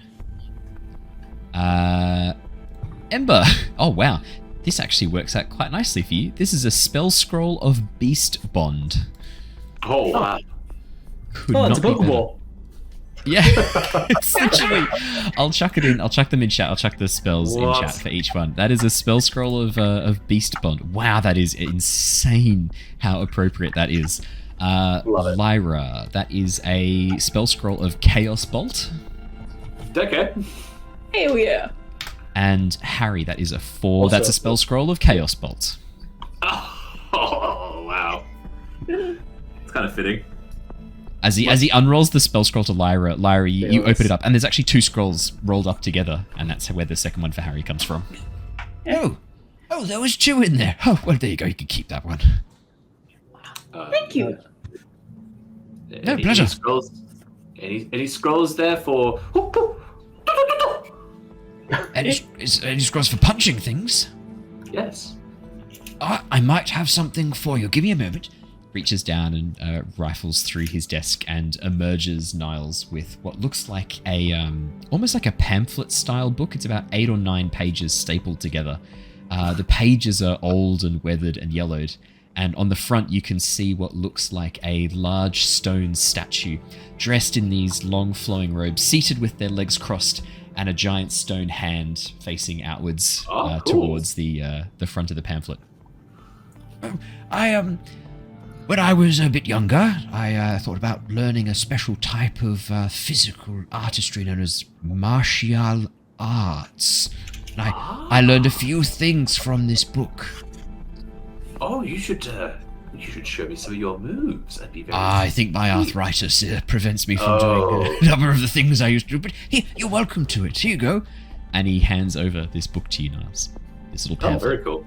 Oh, nice. You may add to your inventory the stone palm technique in brackets. In brackets, before you get too excited, in brackets, a how-to guide. As you flip through, there are a number of hand-drawn pictures of people doing frankly impossible things, like holding out their hands and like a blast of stone flying out from it to I love it. smash an enemy against a wall. And then there's another one where you can see the person do like the frog technique. No, sorry, it'd be the toad technique where they like crouch down, their arms suddenly inflate, their legs inflate, and they're able to jump like a toad. And it's all like fantasy martial arts. Like, yeah. Niles' eyes just light up and he goes, "Thank you for this precious pamphlet. I shall treasure it." Oh, of course. I might want to wax it. I think the pages, if it gets wet, it'll just crumble into pulp. I will. Thank you. Someone got the reference. Chat got the reference. It is Kung Fu Hustle that I'm referencing there. Well done. I am referencing Kung Fu Hustle. I recently rewatched it. It's a fucking great film. It's so good, man. So if you have not seen Kung Fu Hustle, do yourself a favor. It's a bit of a slow start, but trust me, it's worth it. That back half of the movie is. It's hilarious because it's trying to take off martial art films, but somehow manages to be one of the greatest martial art fight sequences in cinema I've ever seen. Sick. It's so sick. Probably one of the longest. Yeah. Look, I'm all for it. The lion's roar technique with the bell, holy shit, so good. It's so good. Just do yourself a favor and go and watch Kung Fu Hustle if you haven't seen it already. They're making a sequel. What? No! You're kidding! Oh my god, they are. Kung Fu Hustle 2. Holy shit. The original was ages ago, right? The original was 2004. Is it a similar cast? Stephen Chow, that's right. Yeah, Surely. I don't know. I'm so excited. Holy shit. Jackie Chan is in it? No, that's got to be a fake. No, that's a fake. That's not real. 2004 was when that movie came out. Yeah. Wow. Yeah, that's kind of crazy. Actually, That was after Shaolin Soccer, right? Yeah. Yeah, Shaolin Soccer was 2001. Yeah. Oh, yeah. Coffee Hustle kind of holds up a little bit. I mean, for a It does. movie that was No. made, like, nearly The 20 years special ago. effects hold out Pretty really good. well. Really well. Mm. Oh my goodness. Okay. As you were handed over your scrolls in the interests of keeping things moving. One last quick question. Yeah. If I wanted to buy a breastplate here, you think it'd be cheaper for me to buy it here or down in Oxenford? Probably Oxenford, right? I mean, you could visit our blacksmith here, but no offense to them, they don't spend a lot of time making armor. They mostly make items for use around the town. I'm sure they could do something for you, but if you're planning on leaving in the next few days, it won't be ready in time. Yeah, okay. I'll do that, Oxenford. All good. Very well. Yeah. Well, good luck, everybody. I hope you come back and visit us soon. Yep. Yeah, Has it been- hopefully. How long's It's it been been? probably 20-30 minutes. Oh, shit. Yeah, I was just thinking, I'm like, do we go poke our head into the windows of the tavern? Well, we go outside first, I reckon. I'll disguise myself in Thanks, Nobu. Thanks, Nobu. No problem. Thank you. No problem. I'm painting a new sign, by the way. It'll say Mr. Library. I've been told that I should have that as the store. Never mind. We'll catch you later. As you step outside, there's a brief moment of fear, and then you catch sight of Mira sitting underneath one of the trees in the park, flicking through a book. On her lap is a metallic disc. No. Hey, Mira, how did you get it? Oh, it was rather simple. I just had a chat and explained the situation, apologized for the rather hasty actions taken. He talked me through what had happened, and we came to a good agreement. He's not a devil, by the way. He is just a tiefling. I cast some spells, to be sure. I do an insight check on Mira. Yeah.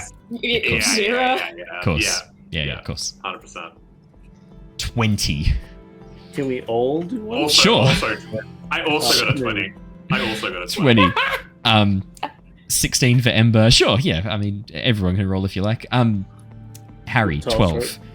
Harry, 12. I mean, she sounds like everything's okay. Ember, yeah, Mira, the way she's talking very casually, she seems very confident. Seems like she knows what she's doing. Lyra and Niles with a 20. Yeah, you get the sense Mira probably... I mean, the way she said, we had a chat and came to an understanding. I mean, you guys both know Mira probably a little bit better than the newcomers, given that you've interacted with her. Lyra knows Mira very well. You've traveled with Mira for a long time. Mira can be capable of some pretty intimidating things when she wants to. She didn't lie when she said he's not a devil, he's a tiefling. You don't get the sense she was lying. That's not a lie. You suspect there is probably more to the story. But she's not lying about anything. There's just some things that she's not sharing. You get the sense she's minimizing a bit what might have happened and how that conversation might have gone. Right. Did you have to pay him in the end, or did he give it to you at the kindness of his heart? Luckily, I did actually have a soul coin available to me to collect, and I was able to use that to appease him somewhat, and then we were able to reach an understanding. You paid Gave him someone's soul. The soul coins, once they are in the coin, cannot be reversed. It is trapped there until it is used up or destroyed. Even then, it destroys the soul. I do know that this soul was an evil soul, if that makes things any better. Member of the cult of the dragons that we fought. We had to do a bit of tidying up afterwards, and this one tried to do a spell that I counterspelled. It backfired. Did not go well for him. Well, if you're sure. Did you get the list of names of who we sold the stuff to? Not a full list, but I do know where to start looking. A few locations where we can begin. I have a couple of names, places to start. Luckily, 2 of them are in Oxenfurt, so I think it is best if we head back. I was already planning to come and collect you to take you back to the guild anyway, after I had checked in on your progress. I must say, what you have done with the town is very nice. I guess I'm all good to go back, but just so you know that there's a couple of townsfolk that are unaccounted for. They a party went north searching for them, but they haven't come back. But they're also not expected back for like 3 or 4 days still, but I'm sure they'll be fine, right? Maybe I could send someone. We have a very skilled tracker on the ship. Wiltix is with us. I will check and see what he was planning to do next. Maybe he is free to look into this. I'd like to put the thoughts at rest at least. No, I like it. Good initiative, Lyra. Good. Well, come back. I will take you to the ship and we will have a chat. You haven't met the crew yet. No, I will introduce you. Oh, how wonderful. Yes, Harry. Do we load up the cart that we took? The magical cart? Oh yes. So do not leave the cart behind. Yeah, do not. Yeah. I would not be surprised if Leosin hasn't already organized that. He is very on the ball. I thought we hid it. We hid it on some branches. Oh, there's a locating beacon inside. We have one on all of our things so that we can find them if we were to get separated from them. We should put that on each other. Who else is on board? Just out of curiosity. Well, most of the standard crew of an air of decency. Grisha. I found Niles is just getting so excited each time. Yeah, I'm going to have to quickly pull open the air of decency things because I can't 100% remember who on board. Arvel, yeah, it was Grisha, Arvel. Who's the Kenku? I can't remember the Kenku's name. Take that. That's okay. I have failed. It's on this character sheet. Hang on, that's right. It'll be here. It'll be in my lore and background page. Let me just pull open the Tempest Adventuring Guild. Lucky I take good notes. Corvin? Corvin, thank you. It is it. I literally just pulled it open. Nicely remembered. Wow, and Corvin is there. And we also have a young student, someone I helped get their start in the magical field, Barry. Oh, He's finished his studies at the university for the most part and is on a bit of a training session out and about with us. Oh, work experience. Very yes, good. He's finished his first semester. Oh. Was Barry after Lyra had already poofed? No. You were there for Barry? You were there for Barry. Hell yeah. Because that was the village where you picked up Barry was where you stopped off before you went into the jungle. Hell yeah. Yeah, hell yeah. Well, let me take you back to the ship and let's introduce you to everyone. Oh, and when we get back to Oxenfurt, for those of you who have just joined us, might be time to look at upgrading some of your gear. We have many weapons and armor and items that might be handy that we can provide to you to help you do your best work. Yeah, that would be very handy. Wonderful. Great, well, come with me. And with that, Mira leads you back to the airship, and as you climb the ladder, that is where we're going to leave things for tonight. Because I don't want Jared to be here if possible to introduce his character. So thank you so much, everybody. Wonderful to have you along for the ride once again. I love Return of the Giants. It's so much fun having a completely homebrew campaign because I can literally just leave it in the player's hands. At no point would I ever have planned for them to try and rob Vice and get into combat with him. I never anticipated that. I mean... Never would have seen that coming. I mean, Neither did I, to be honest. And also, we have got the artifact. Sure. Well, I mean, you didn't have to steal it in front of him, I guess. Huh. I do have to say,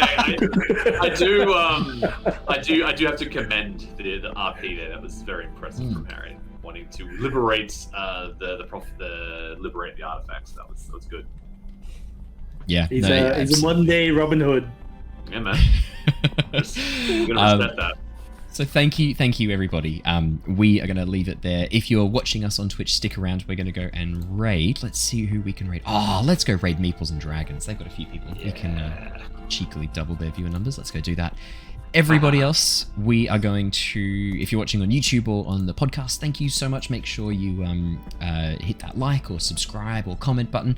But until next time, stay safe, stay well, and we will see you all again soon. Goodbye, everybody. Bye. Bye.